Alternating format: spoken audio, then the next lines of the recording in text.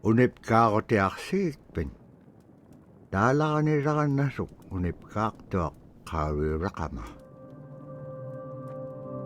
Ibeak siya karwalugok inyo niya kaniksok ang ayokagamenye. Sumitema. Ibeak siya karwalugok ang niya latuneksak. Asi surakal lablune supayanik.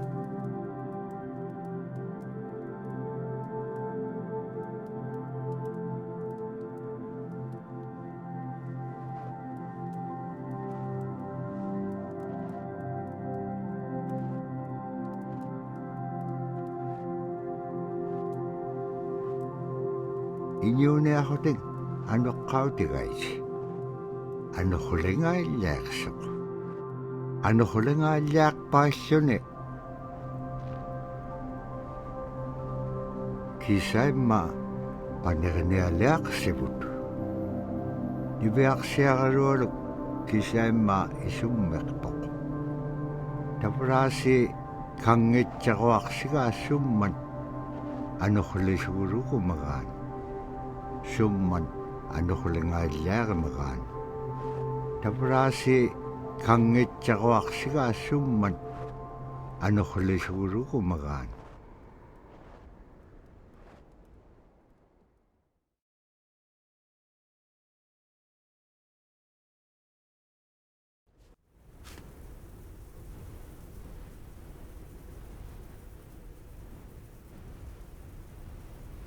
Ano hulik pa ito ni, sunira ka na itsakon ni. Tabra ni Beak siya kariwalok, ayong itsak. Padyag ni uliksak.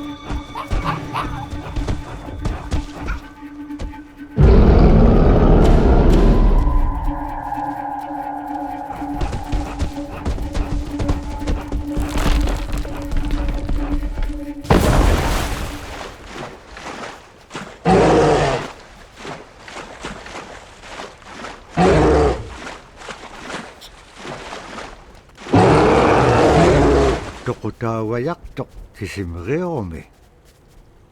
Aranap ka nga piyak tok.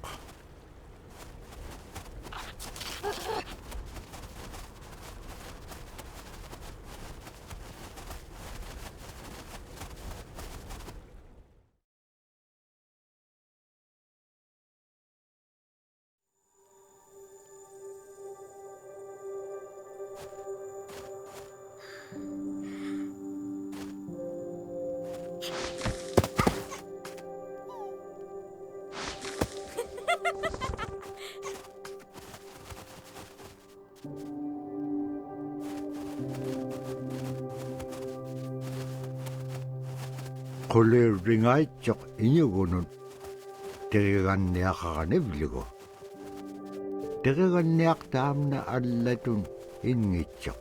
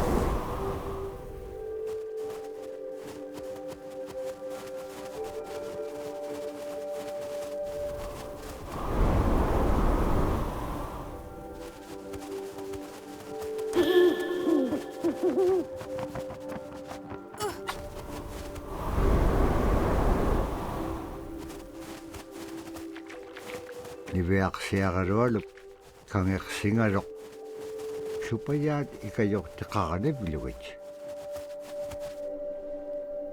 allauvluni taamna teriganniaq sivuneqsipkangaga niveaksiagarualup qanutun peqpaganaqtilaangat tamatkua ikayoktauruat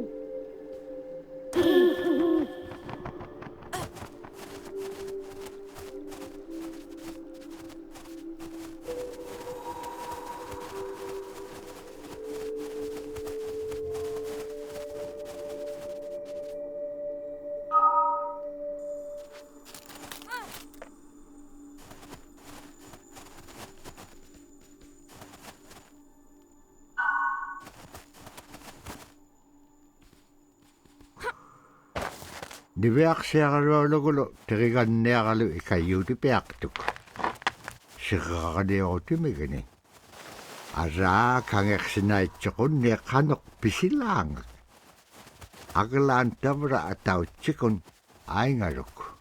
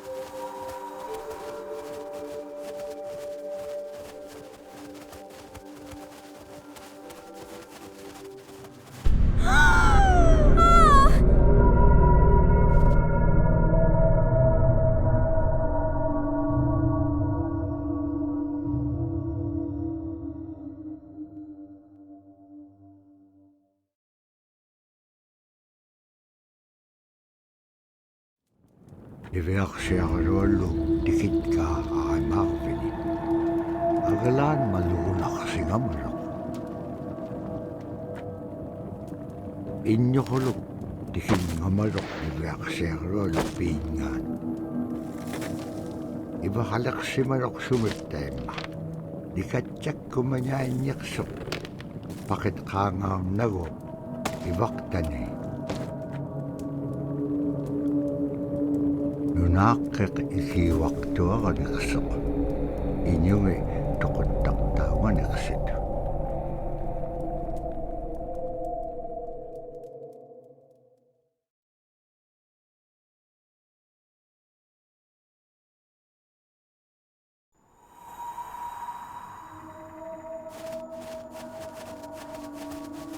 Iveaqsiaqaruallu upperingitqa tautuktani. Tautukunaqtuaq sunapayaaq siquminganiqsuq. Iveaqsiaqaruallum iñuniaqatingi pisaullaganiqsut. Qanuqimña anuquliqpallqiñam tainnaqumiñaitqa.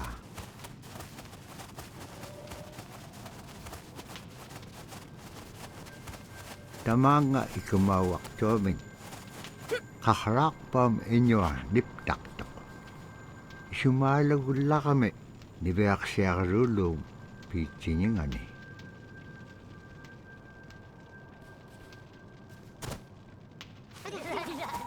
Agalaan qaqraaqpallqiñat sagavingaaitsut. Immiñaurat sagaviqimiut samanga nunamin.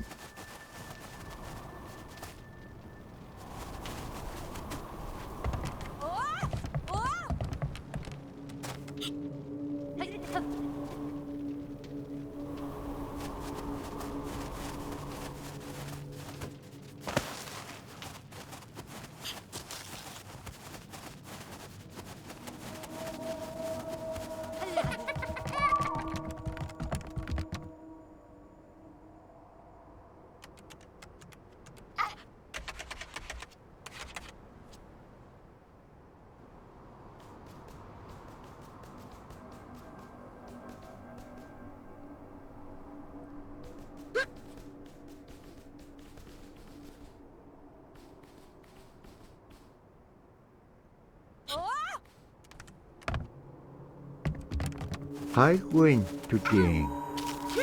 Qallaqtuq iñugungaruaq uppik.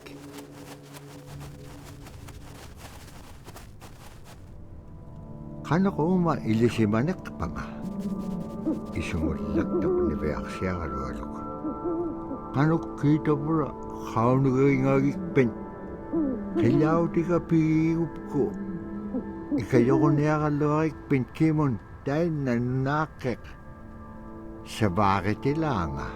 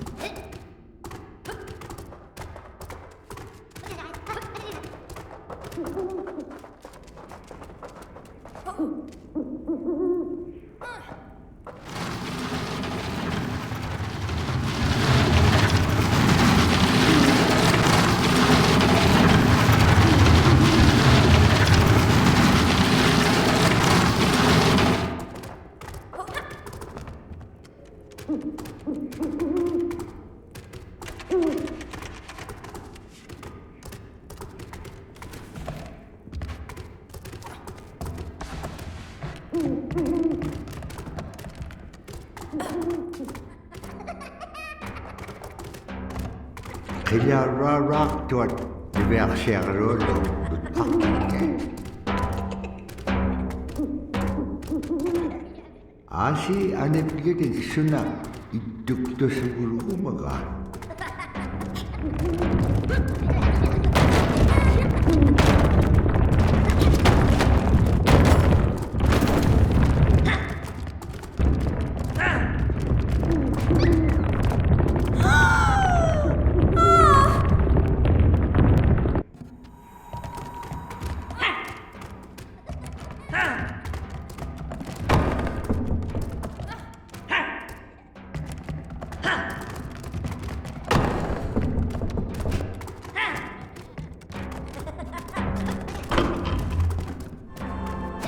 Niviarsiaruullu savattuqumiarlugit imminnyaarat taqitkaa uppium qilaautiga.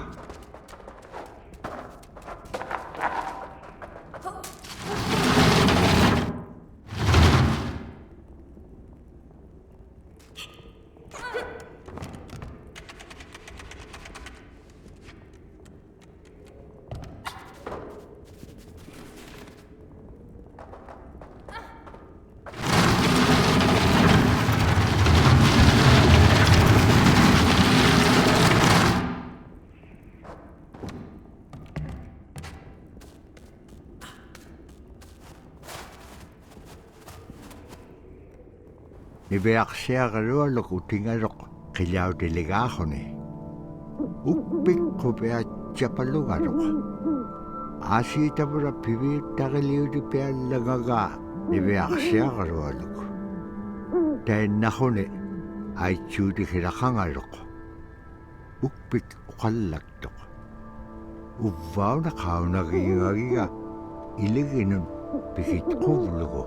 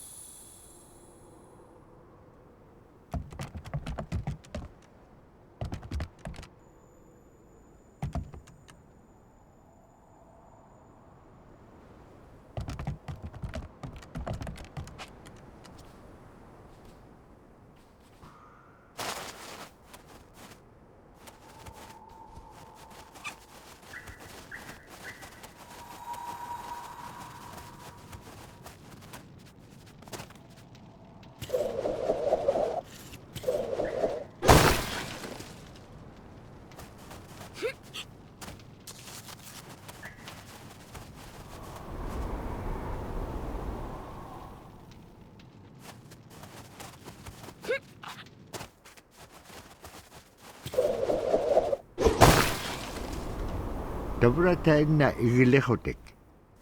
Niviarsiaruallum atuqa uppium aitsuutaa.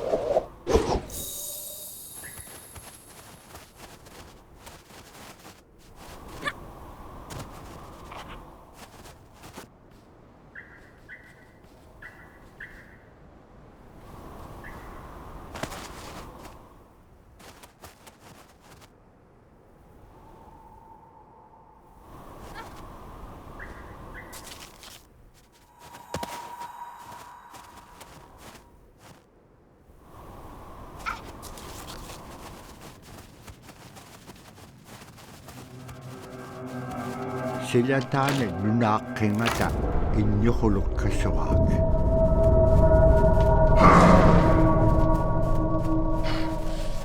Inyukulum taudu kami yung nutkakuwa. Agalan ni Beak siya karuado sa pekinaksimar.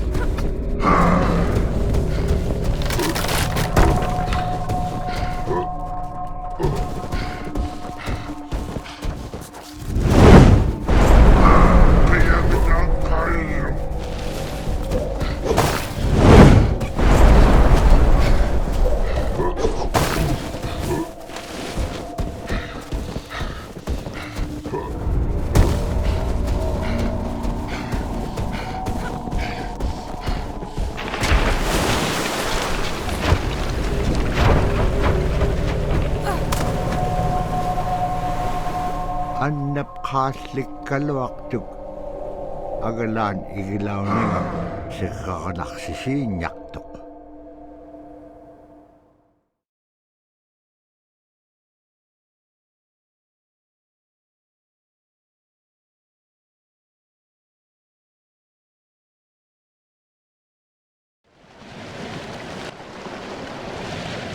Malako kuni ublo kuni wisa ublutik.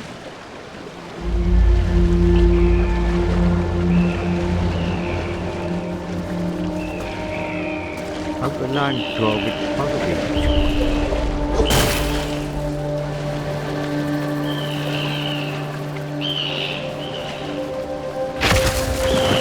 Siku nalunak tok anak ilagan niya tilama.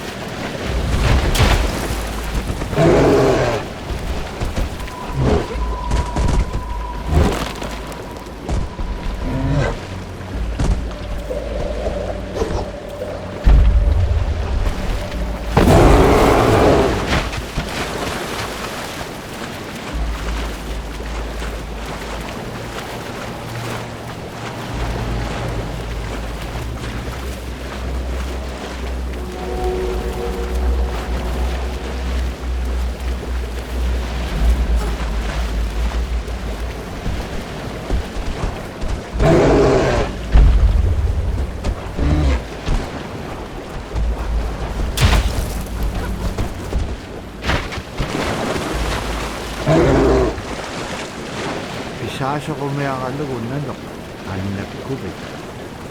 Pinatitakabi. Kakami na nok, likat jalay.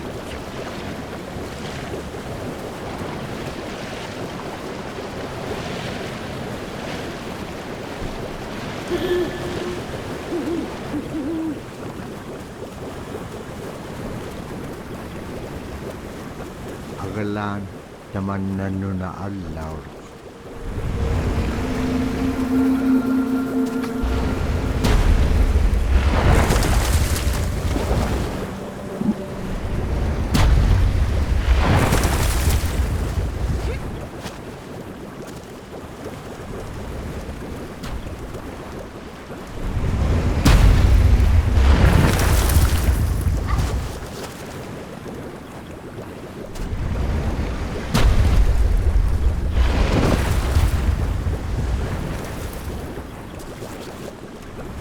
tallanirsu qalupaya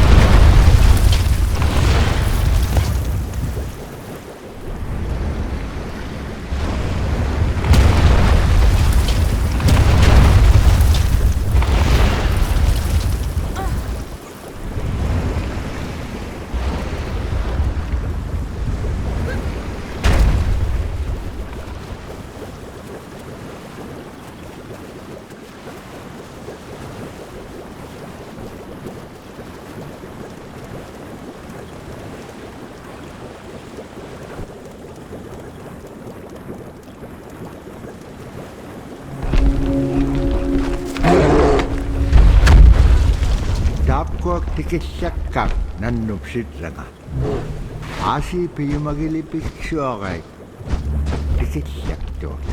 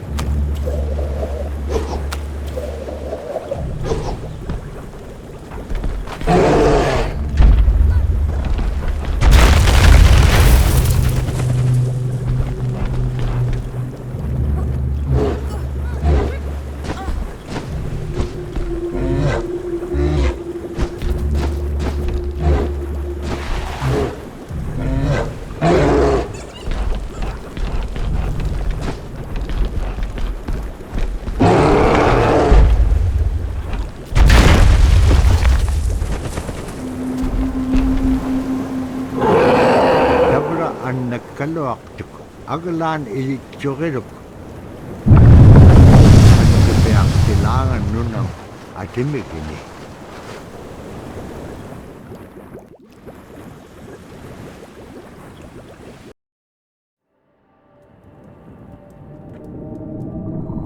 nipiaqsiaqalualugulu tiriganniaqalu imaaqtuk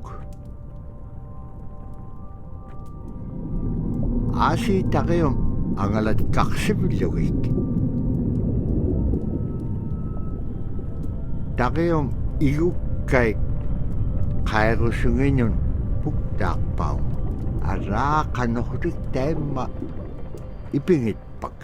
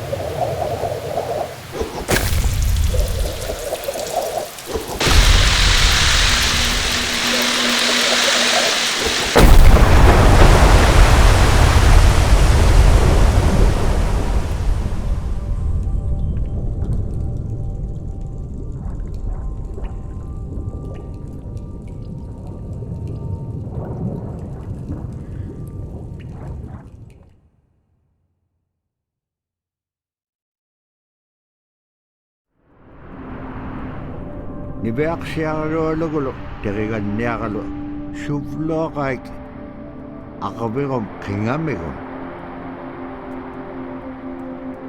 suvlooqaik aqavirum sillamun ilaakataktuak sillamun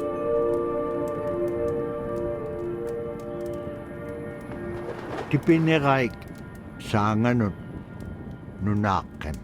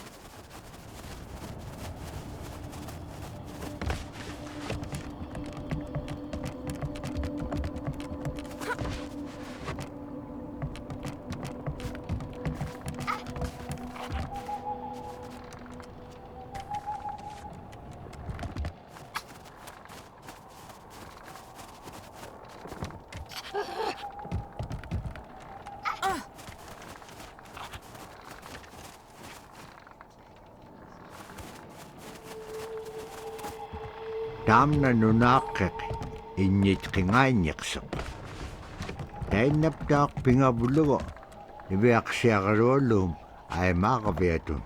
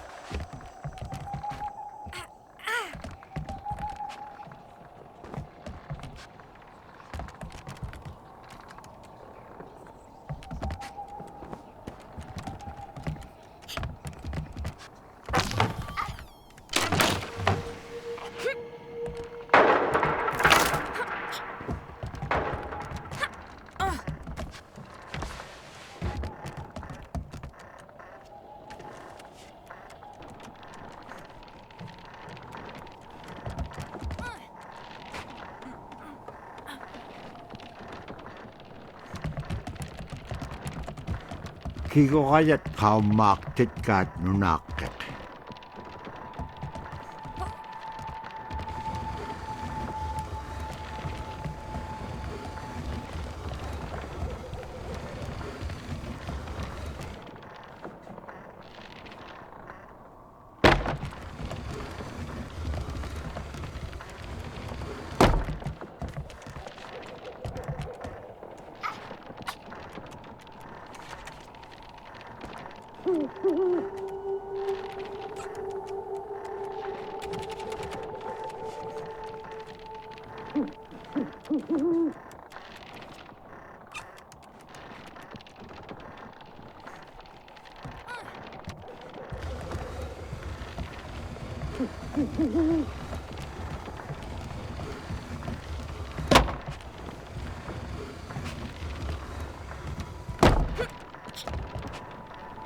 Kirwayat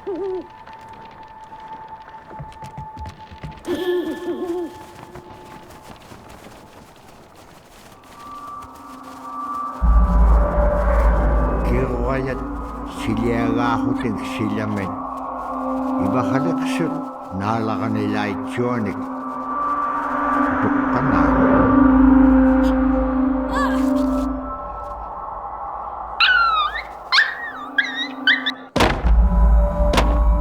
Kirwayat siliagahuting silamen. Ibahalaksut nalakanilaitionik. Tukkanan.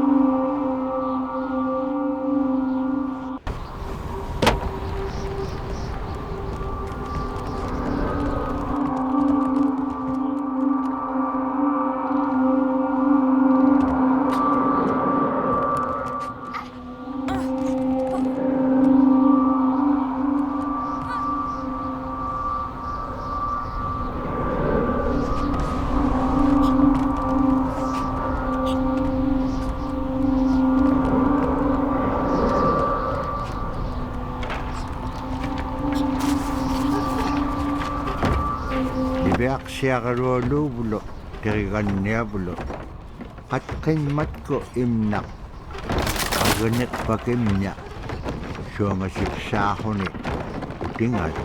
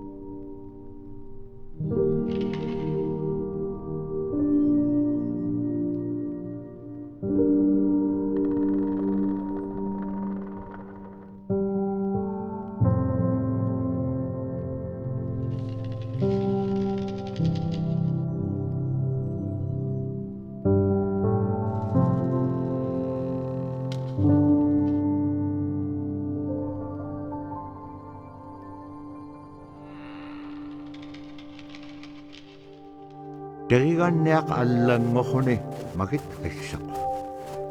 Naagga taannaittuaq atalamik.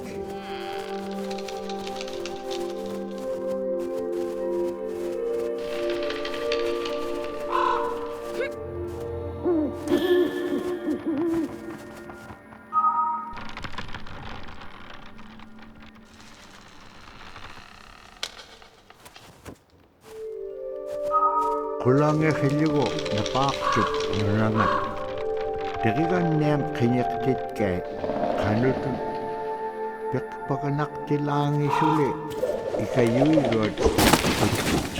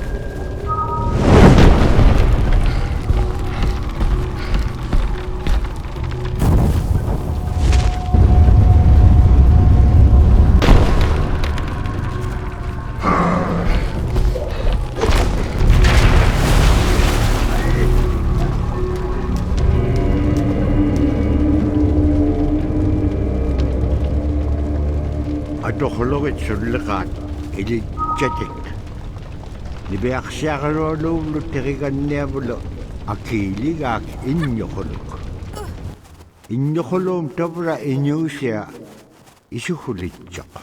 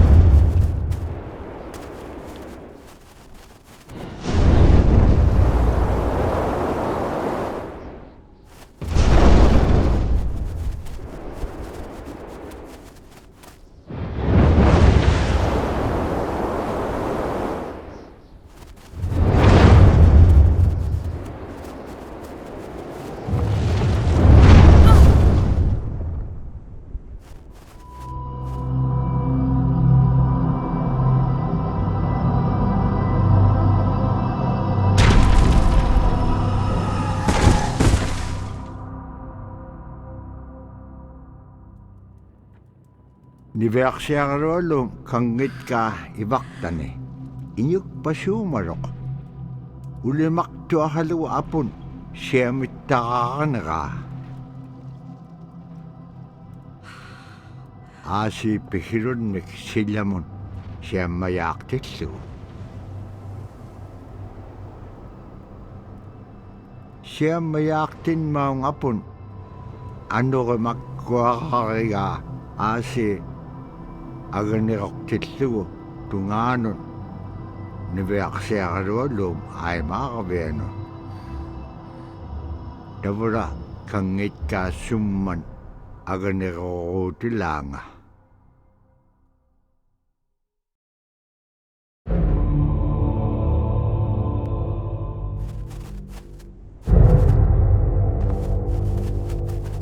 qanorulunga takpiguaaniaqpik nibiaqsiaqalualluk qallaqiaqtaq abulaitqaan atautsikun majoquniarikpuk kiwa teriganniam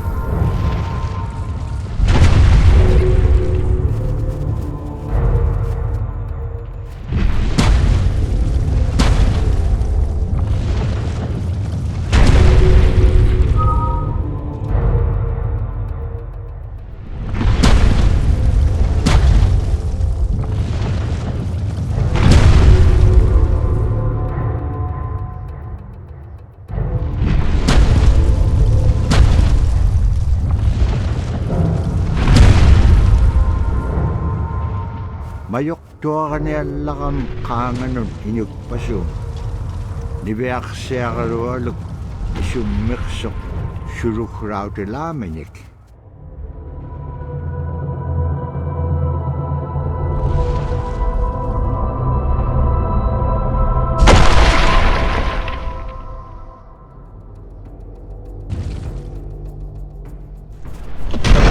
Hidik ko man ako pukyak ulimaw ta. Sumalo. Nalunay chok. Ako na pangaresirok.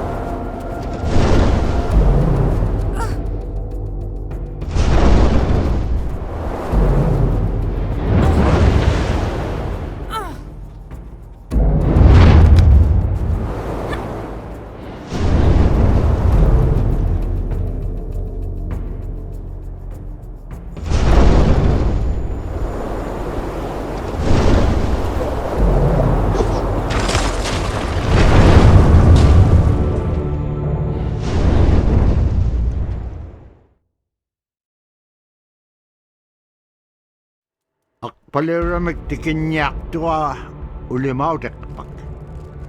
Tiyumaw ulimaw tekpak akralik tuk nat kayakatahutik.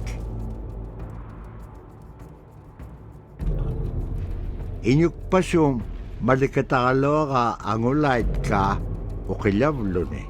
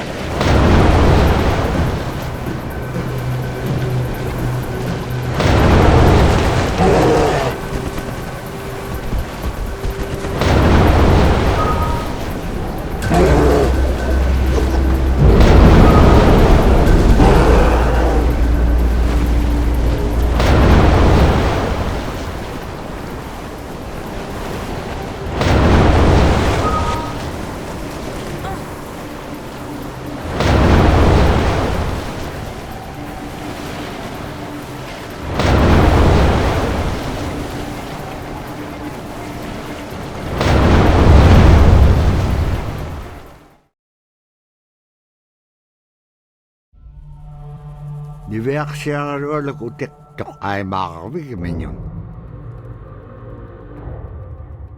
Agalaan inyuk paso, malakiro ka.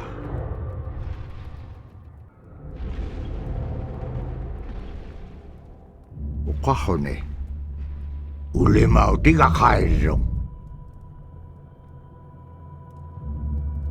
Niveaksiangalualak, kau tau tiga ulimau. Ipkilisa halo, ase milok saute bilugo inyuk pasukuman. Kuvea cek paisyon inyuk pasuk, ilak tok kahone atu raksirok. Kunok sayo ka hangea.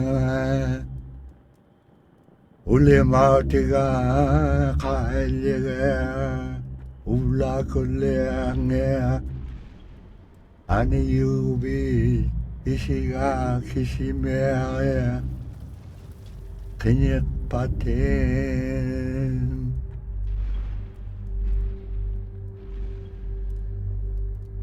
Niveak siagarualuk, illatit kiksok, angayokagamenyun.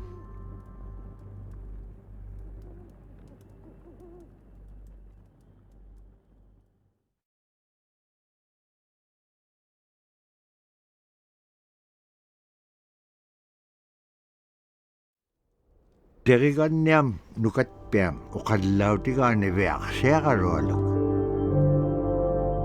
Ilanin inyo niya kalo ako bit. Aul lang agalo ako bit. Ay suli ko bit. Itkaksa kay nga.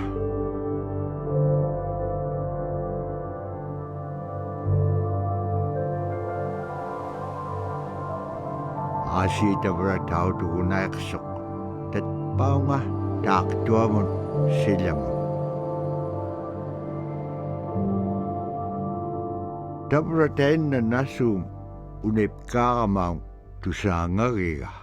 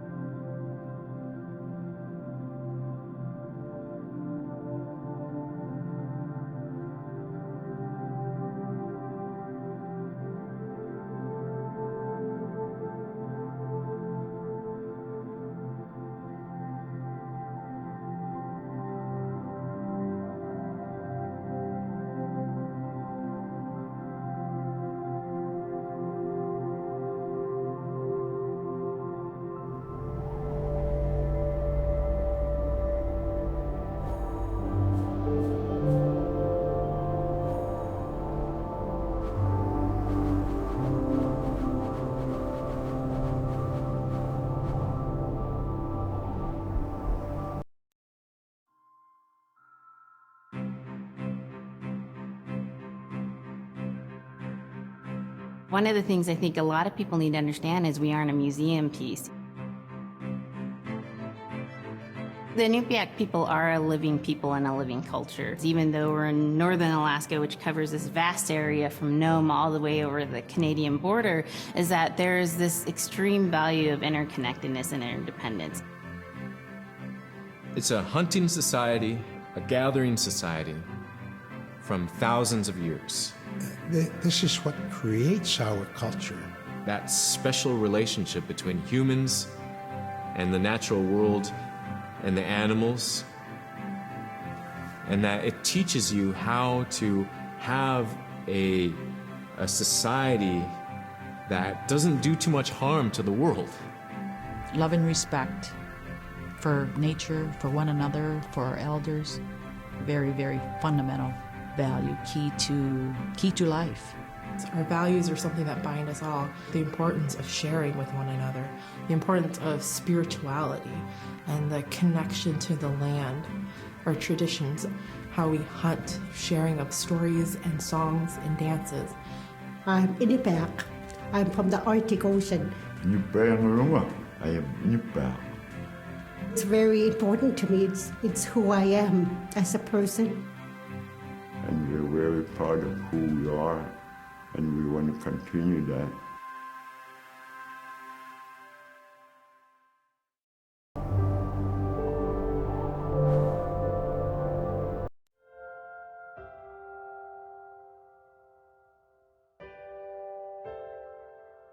It'd be busy, busy, busy all through the day.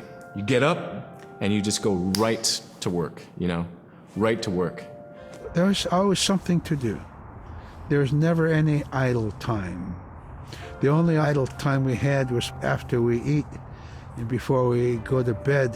One of the older people would just be relaxing, laying down there and saying, it'd be really nice to hear a story.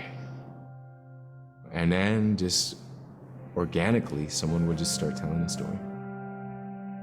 Storytelling for the Inupiat people is very important because it not only created that sense of community, but is a way to pass on wisdom to the next generation. It was like TV, It was just like, it was as good as any movie you've ever seen. And the storyteller told it so clearly that it was just as powerful as any of the greatest movie blockbusters you've ever seen. There was a reason behind the stories that we were told because they held traditional knowledge. They held things that we might need to know in life, whether it was about how to find food or how to survive, or it was about well-being and the importance of connecting with people and being a good member of the community. We all do stories. We all live in stories. We all tell stories to our friends. And they need to be told. They need to be heard.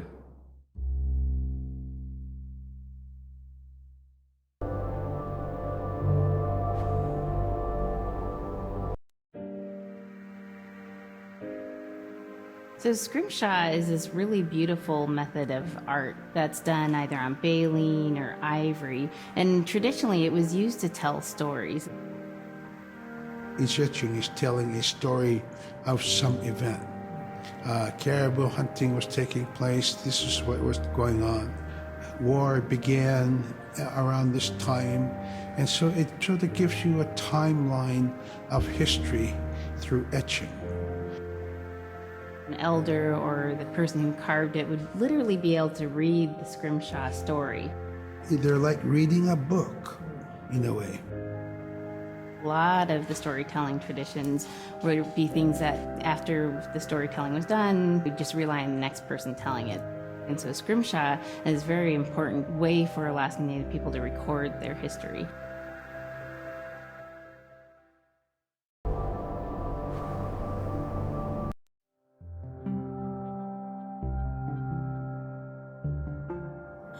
When I was growing up, my grandpa had a pet white fox. If you're a good friend with a fox, when there's danger abound, they try to keep you from getting into trouble. They pull tricks here and there, and Foxes are like spoiled little kids in a way.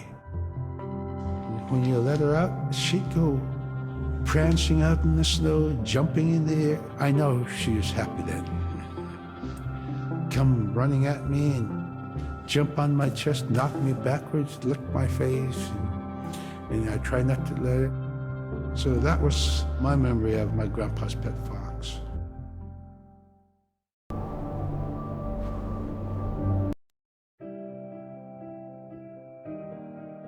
Caribou was, it provided for us in many ways. Our clothing in those days was made of all caribou skin. I grew up wearing caribou pants, mittens, caribou skin mattress, blankets. Some people had boots that were made with wolf leggings, sealskin sole bottoms. Baleen was shaved to make insoles. They kept us quite dry and warm as well.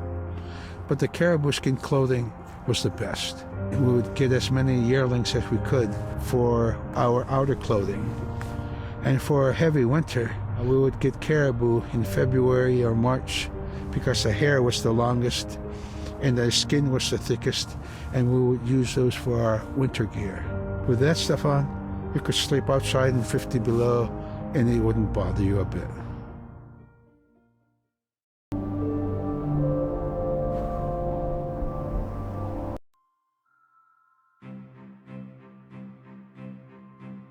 Silla is the weather.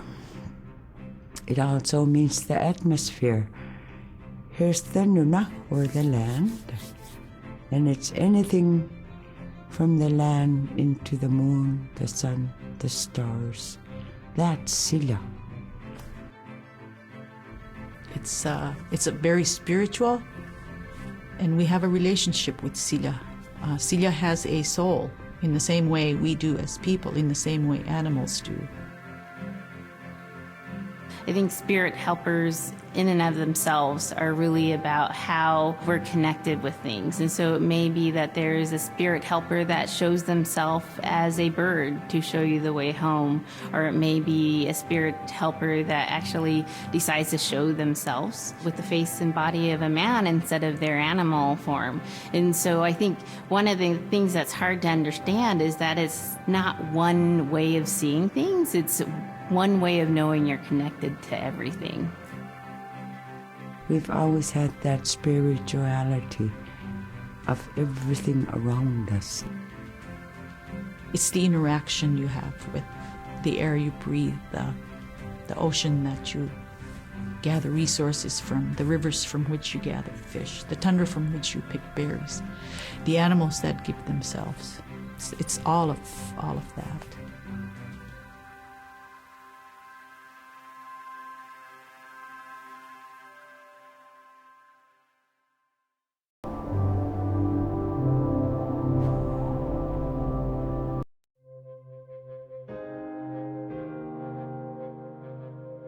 In the winter, when we were traveling, we didn't build sod houses, we built snow houses.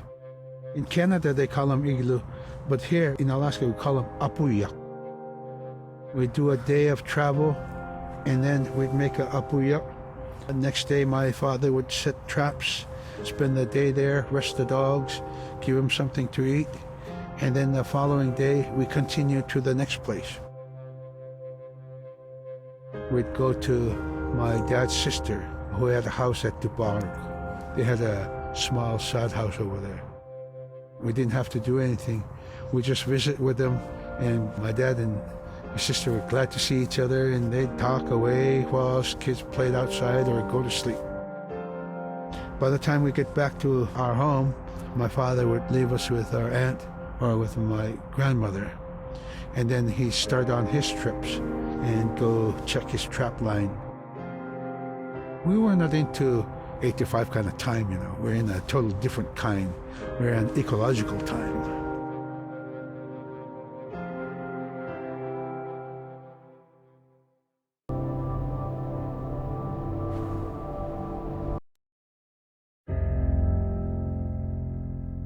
Drum is something that's common to all cultures in Alaska.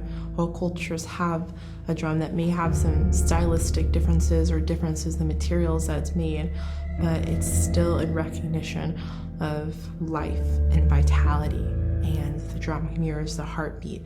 And when you continue drumming soon, it will be in line with your heartbeat, because that's what it's supposed to be, the heartbeat of the community, and it symbolizes vitality. And it's the most tremendous feeling to be in a room and to have one long row of all the drummers and to have that feeling of unity and everyone beating in harmony, the drum beat in unison. It's the most beautiful feeling.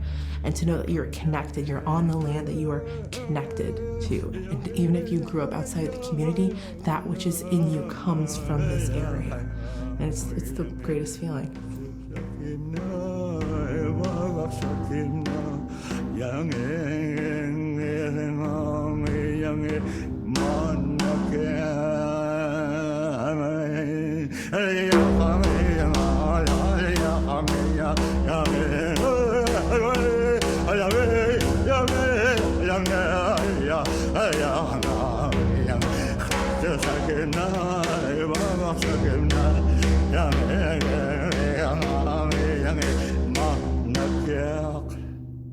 Man, I went at it and look what happens. Oh.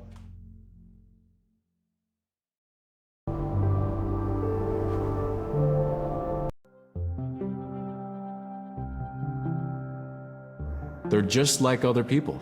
They just happen to be very small and extremely strong. These are stories that are common throughout Alaska. And it's normally that people are size from your elbow to the tips of your fingers, and they possess superhuman strength. So they may be tiny, but they can carry a whole caribou. And if you go up north and you talk to a number of the people in the community, they'll talk about having seen the little people.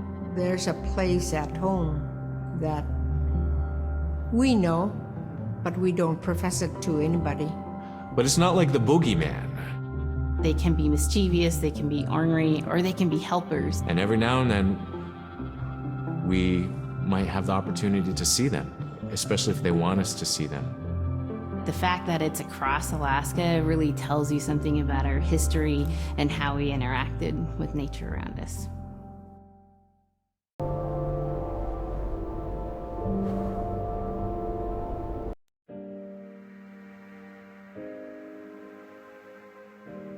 The bola is what we call kilamitan.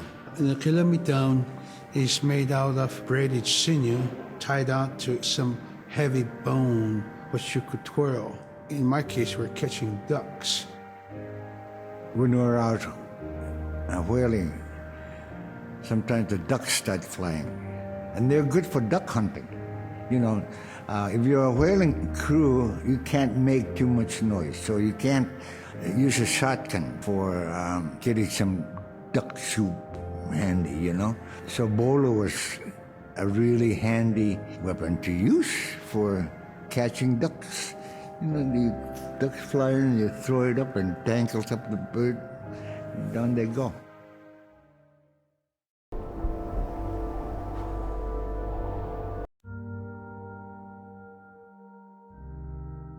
The scaredest I've ever been, I was 12 years old. We floated out on a piece of ice while we were duck hunting. It was a bluebird day, just clear blue skies. And there was 3 of us, myself, my brother, and my dad. Next thing you know, we see this dark shadow on the ice. We look and it goes behind us. So we all jumped up, startled, and my dad, he started running. We got back to the ridge there. The ice had fractured, cracked, and broke off, and we were floating away. We were drifting. It was close enough to where my dad would have made it. He stopped and he thought about throwing us across, and if one of us was on the other side, we would be split up. So he stopped, and he just so happened to have a cell phone on him. 911 didn't pick up. That's the worst feeling in the world right there. 911 did not pick up. So he left a message because they record their calls. Once he had relayed that information, his cell phone died. That was the scariest moment I've ever had in my life. We were floating away and I thought we were left for dead. He kept calm during this situation. He's bringing out everything positive in this case. You know, I'm crying, my brother's freaking out. It went from clear blue to dense fog. Within a couple hours, we heard the chopper flying around, so they must have gotten our message. We thought we were saved, and then the chopper sound went away. So we lit some of the sled on fire. It's plastic. We thought black smoke in the fog would create some kind of marker. Chopper pilot had mentioned when we got rescued, you could see a glow in the fog, and he slowed down there, and sure enough, as soon as he slowed down, we got within visual. That was definitely the scariest moment of my life, was floating away and not knowing what the outcome was going to be.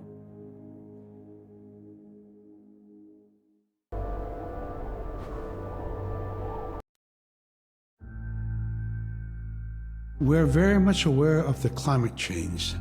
And it's been for many years, even before climatologists were noticing this change, Inuit were already saying, "Sila alangokto."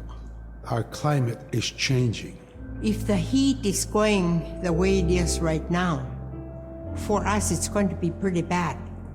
Different birds are coming, and they're coming earlier, and sometimes rain is more than what we want.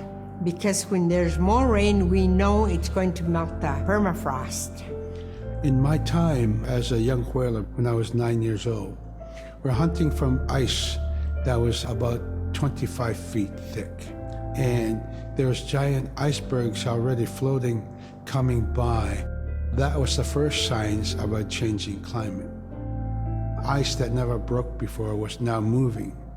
Now, here it is 50 years later, we're hunting whale from ice that's 18 inches thick. There's no more thick ice. It's creating a malfunction in our whaling season, is what it is. Actually, more than that, all seasons in general. I think we are more scientists than more people will realize. We have more knowledge of those things than people will ever know.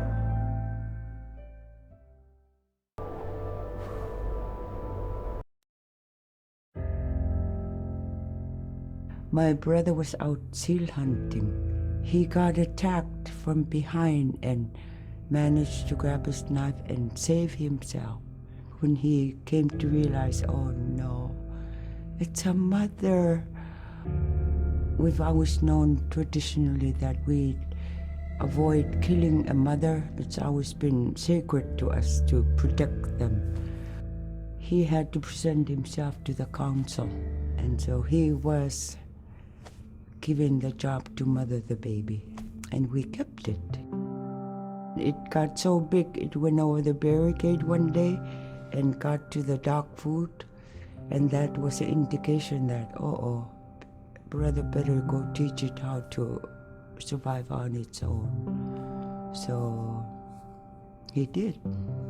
I really got attached to the bear because I more or less grew up with it. And some days when brother took him walking, once in a great while he'd put me on the bear and I would ride on it like a horse. I was just happiest little girl in the world.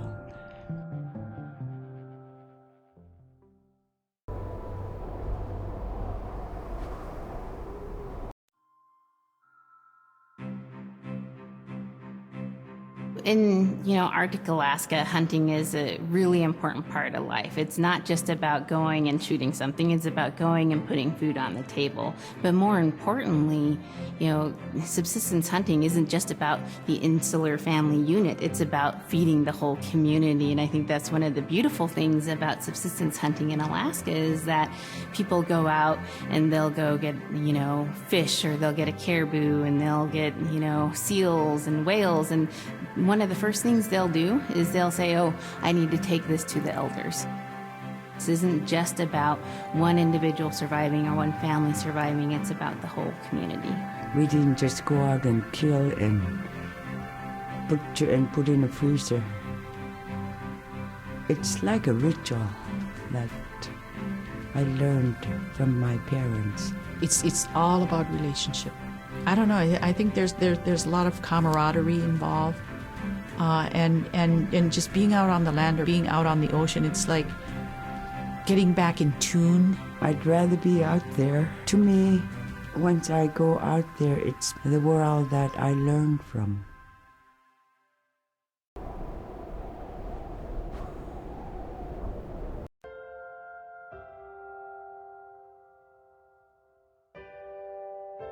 Now we spend all our time out in nature. You get very intimate with the world. And over time, if you're living that life, you start to sense that everything has a spirit. There's a consciousness in everything. Everything is alive. If everything is alive, then we want to respect it. And if we're going to use it, we want to use it respectfully. What I try to tell my nephews and nieces, you know, you love to hunt, you have to take care of the animals that you catch, preparing the food and eating the food that you catch.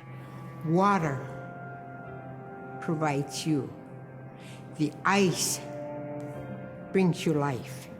It provides all those things that you need to be a part of your life. That was something I grew up with. I grew up respecting the animals. I grew up respecting the land. And that, to me, that is why we as Inupiat, as an Inupiat culture, as an Inupiat people, is why we're so successful.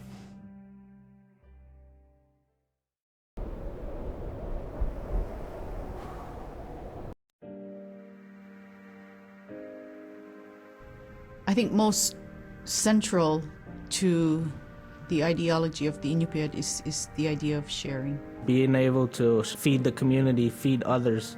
That's why we hunt. You know, in the old days, that's what you needed to survive, you know. The sharing is important because it's how the community survives together collectively. We just give. That's how I grew up. That's the way I'm always going to be. Because of who we are, we always think about other people first. If our people didn't share in the old days, we wouldn't have survived in this harsh, climate, environment.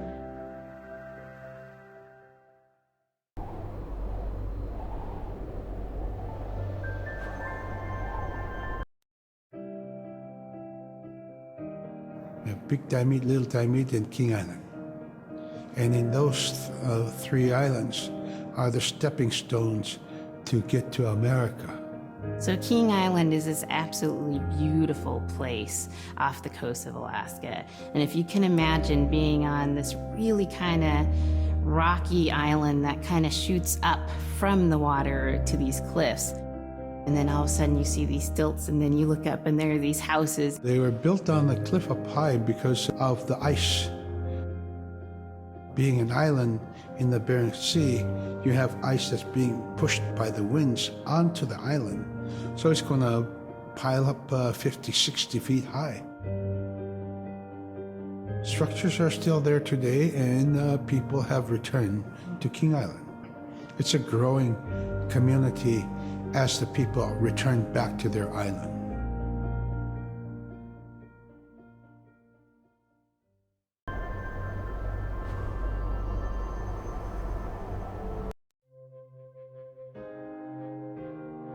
When I was young, my mom, whenever the Northern Lights came out, she'd just whistle.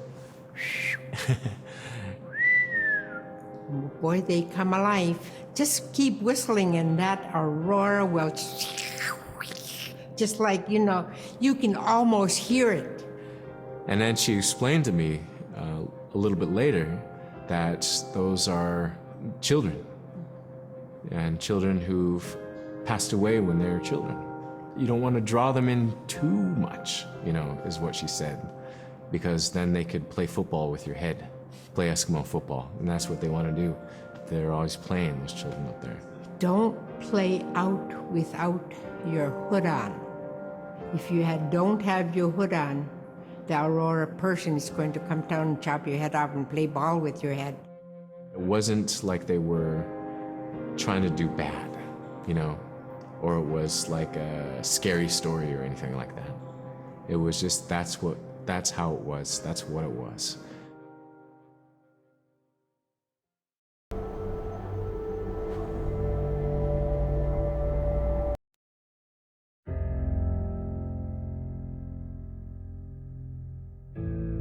In the month of November, there's no sun. So during that dark time, we travel by the light of the moon. It's quite different. Everything was silver and black. Toward the horizon, we could see where caribou are because their body heat flowing upward, and we could see it glowing in the moonlight against a dark horizon where there's no stars. If somebody yelled, you could know who yelled from where the sound came from, but specifically where that cloud of their breath went up and it glowed in the moonlight. So that was a good time to travel. It was very surrealistic. And so things that were dark objects looked very close, and white objects looked very far.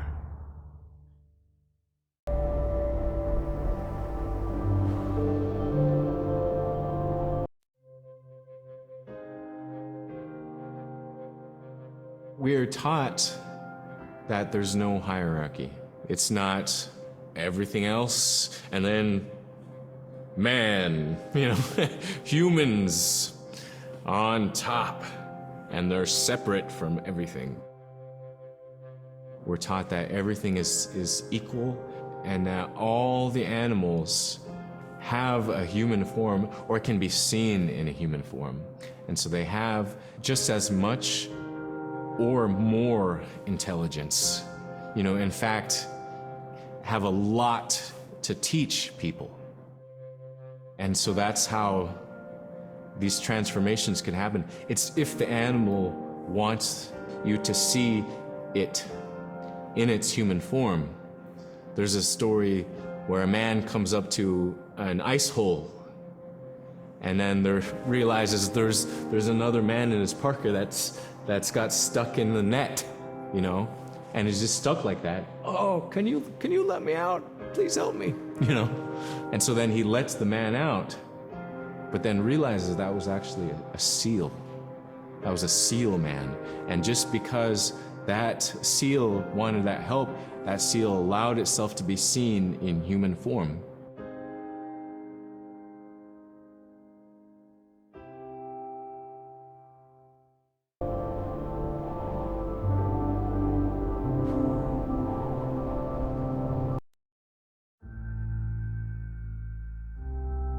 We have our Dimi, the body, which returns to Nuna, the earth. And we have Atik, who is our name that has been passed down to us over the generations. The spirit of our Atik lives on so long as man remembers that name. It would be hard to describe what happens after death. The feeling is that when our Anik returns to Sila, then that may be reborn if the name is passed on to a new child who can then retain some of the memories of the original name. And so it's not uncommon for grown-ups or adults to meet a child who has the same name maybe as their grandmother and say, "Hi, Aka," which means grandma, "Hi, Appa," or "Hi, little mom," or "Hi, little dad," because it's the traditional belief that the soul, is continuing on. Humans are renewed and replenished over time. Just like our plants. Every year flowers are born and bloom and they die. Next year they are born again.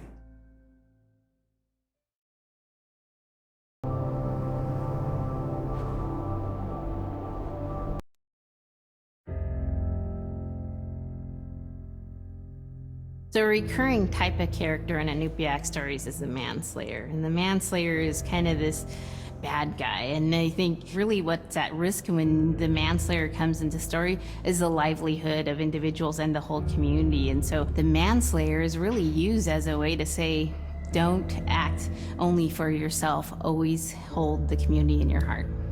Oftentimes in these stories, there is one person that will stand up. And what this humble person will represent, who faces that manslayer, is a return to order, a return to true living in the community. And it just takes that one person. It could just be that one person that can help to change everything. Because everyone wants to live a good life. Everyone wants to have a good community.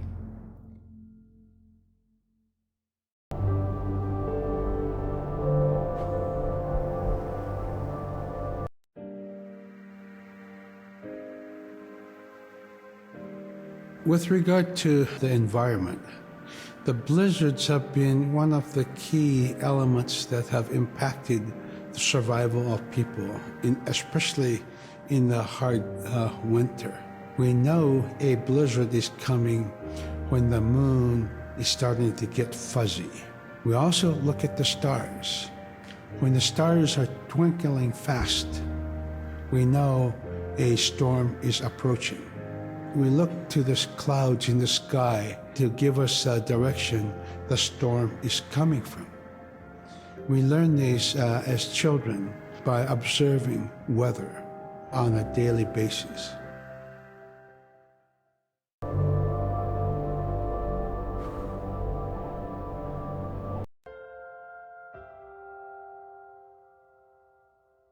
With the story of Kunuk Sayuka, told by Robert Cleveland, it's just a masterwork. It's a well-known story among the Inupiat people, and in our case, of producing a video game that really reflects indigenous heritage. It captures the imagination, and it's something that you have a very specific kind of task to do. There's a blizzard, you know, and it is just a non-stop blizzard that is overpowering the people. And there's one man that wants to figure it out. And in our case of the story, it's a girl that wants to find the source of that blizzard. The blizzard man, it's like that is the physical embodiment of an element of nature. And so there's a person that needs to go up and take away that's chipping away that snow. In that community, the person least expected is the one who stands up and makes the difference. Humility is something that we value, and where that comes from is the idea that you are not the biggest thing in the world. And when you live in an extreme environment like where the Inuit reside, you're at the whim of the environment, of the climate, of the animals. You can be as prepared as you can, by learning from your elders that, you're not the biggest force in the world.